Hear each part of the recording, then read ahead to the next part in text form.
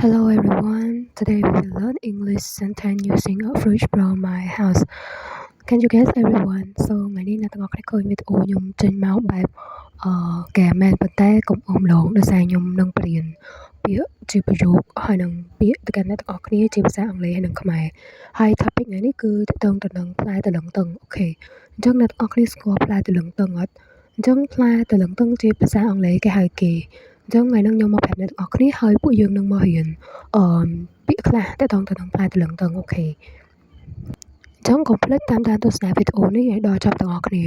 អូខេអញ្ចឹងផ្លែតលឹងទឹងជាភាសាអង់គ្លេសគឺគេហៅថា bilimbi អូខេអញ្ចឹងថ្ងៃនេះខ្ញុំបរៀនអ្នកទាំងអស់គ្នាពាក្យខ្លះអូខេឥឡូវចូលមកដល់ប្រយោគយើងទាំងអស់គ្នាអញ្ចឹងនេះគឺជាប្រយោគមួយដែលមានប្រយោគជាច្រើនខ្ញុំនឹងឲ្យអ្នកទាំងអស់គ្នាអូខេអញ្ចឹងប្រយោគទី1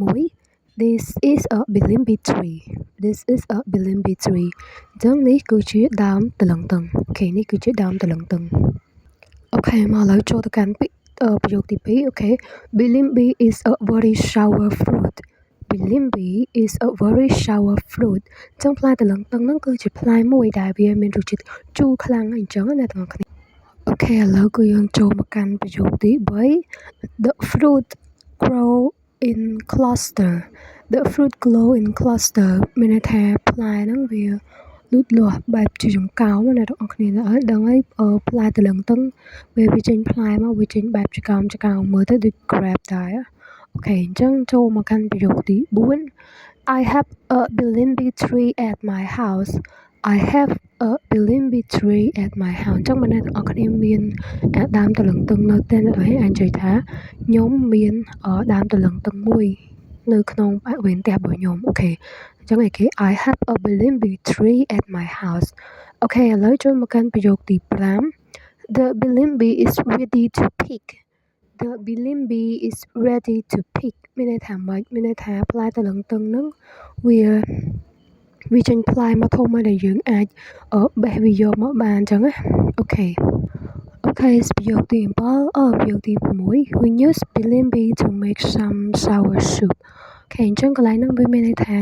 ពួកយើងយកផ្លែតលឹងទឹងហ្នឹងទៅធ្វើជាសម្លផ្សេងអញ្ចឹងដូចនៅក្នុងស្រុកខ្មែរអញ្ចឹងគឺបើនៅផ្ទះខ្ញុំអាចយកវាទៅធ្វើដូចជាអាហ្នឹងទឹកត្រីជូរយើងធ្វើវាទៅជូរដាក់មួយអំបិលប៊ីចេងអីចឹងទៅហើយពេលខ្លះម៉ាក់ខ្ញុំអត់មានអីគេស្លឹកអំពិលយើងអាចយកតលឹងទឹងទៅដាក់ជំនួសហើយនឹងនៅស្រុកខ្មែរយើងគេមានខតលឹងទឹងអ្នកទាំងអស់គ្នាអាច search នៅក្នុង YouTube ទាក់ទងទៅនឹង bilimbi ដល់ហើយនឹងឃើញឲ្យគេធ្វើ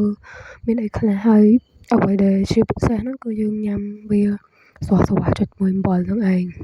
អូខេអញ្ចឹងពាក្យទី number 7 The fruit is small and green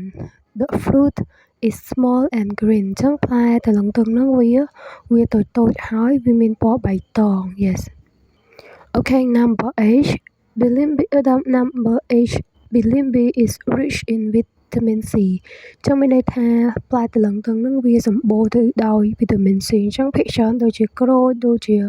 តលឹងទឹងអីហ្នឹងឲ្យតែវាមានសារធាតុជូរវាមាន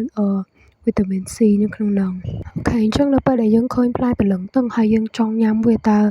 វាស្រក់ទឹកមាត់អញ្ចឹងអ្នកនរនេះគួរនិយាយភាសាអង់គ្លេសថាម៉េចអូខេអញ្ចឹងបើសិនអ្នកទាំងអស់គ្នាចង់ស្រក់ទឹកមាត់គ្រាន់ឃើញតលឹងទឹងអ្នកអាចនិយាយថា My mouth is watering it makes my mouth water អាហ្នឹងមានន័យថាយើងឃើញហើយយើងចង់ស្រក់ទឹកមាត់ណាហើយដល់ពេលដែលយើងញ៉ាំវាហើយវាជូរប៉ុន្តែ yes I like it ខ្ញុំចូលចិត្តអញ្ចឹងបើវាជូរយើងនិយាយថាម៉េច It's very sour but I like it អញ្ចឹងវាជូរប៉ុន្តែខ្ញុំចូលចិត្តញ៉ាំវាអញ្ចឹងហើយបើសិនជាយើងចង់សួរទៅកាន់មិត្តភក្តិយើងថាតើគាត់ចង់ភ្លក់វាអត់អញ្ចឹងតែយើងសួរថាម៉េចអូខេ Do you want to taste it តើអ្នកឯងចង់ភ្លក់វាអត់អីអញ្ចឹងណាOkay, now is the end of my video. I love to share what I know with all of you. If you enjoy learning English with my real classmates, please like and subscribe. Okay, thank you everyone.